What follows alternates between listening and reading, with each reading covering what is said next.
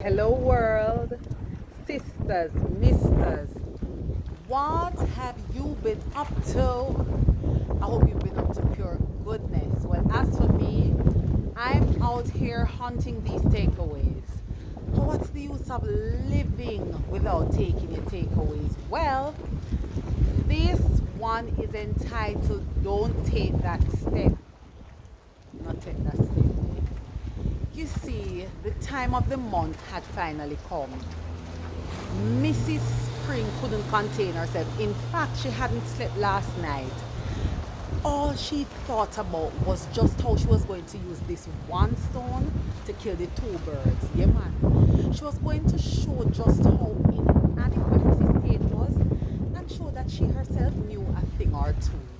Well, finally the moment slipped by and the meeting was now in progress. She sat almost on pins. When would the time for refreshment come? She had made a drink no one could resist. You know how it goes when you're having fun? It was almost as if in a blink of an eye, it was now refreshment time. Mr. Summer headed the line. He went up and Mrs. Spring watched in anticipation. What sort of look was going to come over Mr. Summer's face when he drank?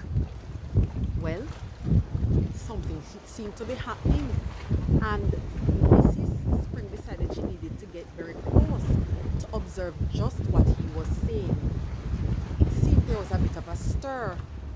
Oh no, oh no. What? Not drink?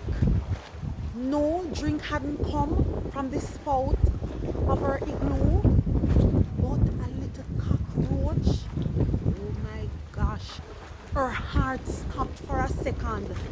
What in the world was this? Well, Mr. Summer said, don't make any much of that. He just threw away the first cup and helped himself to the other cup. He said, you see, things like these happen to the best of us.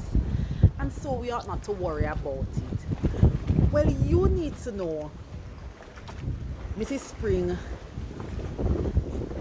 felt so very terrible. Here she was showing up just how inadequate Mrs. Tate was. And in her area of expertise, she was found to be woefully wanting. Can you and I take something from this takeaway? Don't take that step. In the very moment we seek to undermine somebody else and show just how inadequate they are, we will do the same to ourselves. Blessings, sisters and misters. What's the use of living without taking your takeaways? God is faithful.